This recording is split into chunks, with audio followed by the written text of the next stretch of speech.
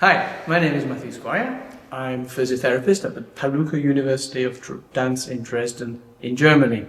Today I have 3 students with me to help us with this video and we're going to talk about the foot and stretching. So, who do we have? Hi, my name is Amabile. I came from São Paulo in Brazil. Hello, my name is Nika. I'm from Yokohama in Japan. Hello, my name is Ichika. I'm from Yokohama in Japan. Good. Thank you. So you let's set up, then I'll start. Yeah. So we're talking about stretching of the foot. The foot is a beautiful extension of the line in dance. We learn from an early age how important it is to stretch in the extension of the line and not sickle or fish too much. We also learn that the foot has to stabilize the body. The foot has to powerfully push off for jumping. The foot has to control landings. The foot has to work hard and be stable in the ankle joint and all the way through the foot and toes for point work. And it's therefore a very important part of our dance toolkit.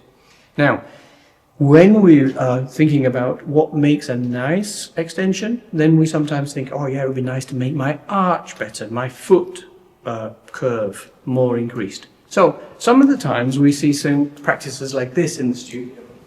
Nika, you have a band and you're pulling hard here and forcing the foot over the top. So if we see that with the bones here, they're very elastic, but it's trying to do this with the foot, right? Are you working? No. That's right. The band is doing all the work and forcing this, which means muscles are not involved actively. That makes it a passive stretch, and therefore the bones, they're not going to change shape because they're bones. But the ligaments that connect two bones, they might be over time, depends how long we do this stretch for, but they're becoming slightly stretched.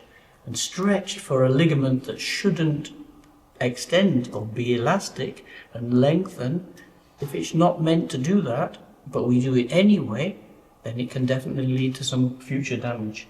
How long would you do this stretch for? 1 minute. 1 minute, okay. So I think we need to say 1 minute might be okay at a certain part of the day. We'll come back to that question in a minute. Ichika, can you show me what your stretch might be? Around here, and you can see from here how the foot arch here, or the ankle joint and top of the arch are being forced with Ichika's weight on top of the waist and dropping down over the edge of the yoga block to also overextend the line and the arch here of the ankle joint and top of the foot. Okay? Ichika, you're not working your foot, right? You're just sitting on it. You're waiting and passively waiting, yeah? Yeah. Okay, thank you. Thank you. Let's have a look what Amabile is doing. Okay.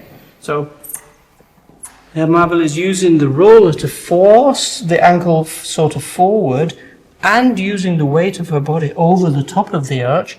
And again, we have a position where, like the bones model, the skeleton, the bones are being pushed beyond their natural ability to move. So we call this also a passive stretch. Okay, thank you, Amabile.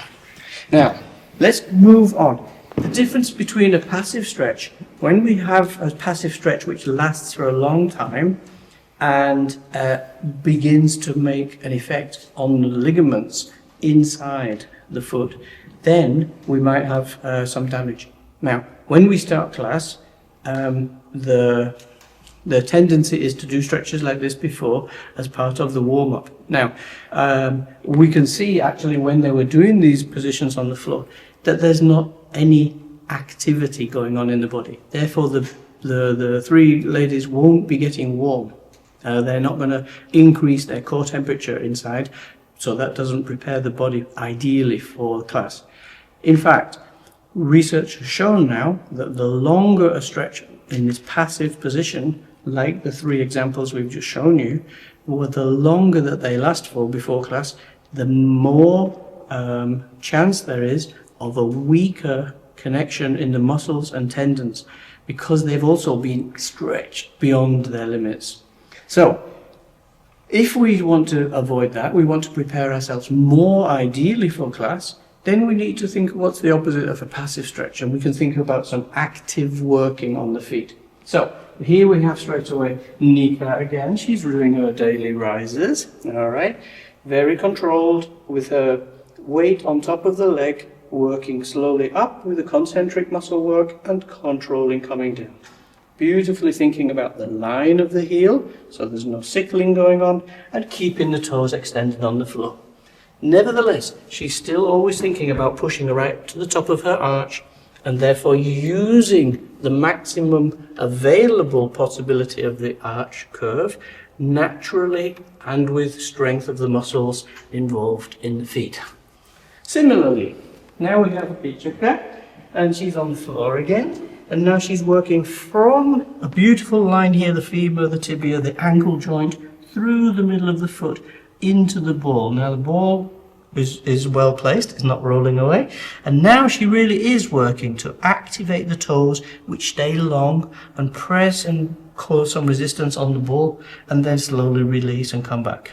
So that's working from the end of a tongue, that's working from demi-point up to point, when it comes back it's opposite rolling down through point, or landing a jump, or coming back from a tongue position or a glisse position, closing along the floor. So this is the work inside the arch of the foot, sorry for tickling you, and training the muscles, but also working on the maximum position. Thank you very much. Here we have Amabile, and she's using the floor, and the foot is starting on the floor, and just like in a tongue, it's going through a demi-point and a maximum point and flicking actively off the floor, back behind her. So the foot's coming down, rolling through and flicking up from the back. Very strong, very powerful, and we can see her beautiful arch actively working here.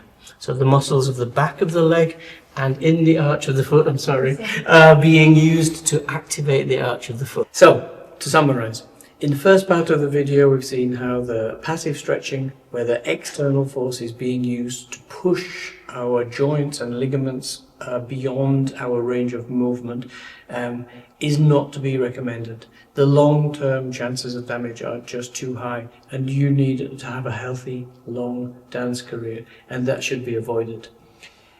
Instead, during your warm-up, where you get the body going, you raise the body's temperature, you increase the muscle activity, and you prepare your mind and nervous system for working correctly and intensively in class. Use the active exercises, some of which we saw here. There are many more examples which your health team can help you with. I wish you all the very best with this project, and bye-bye from Dresden.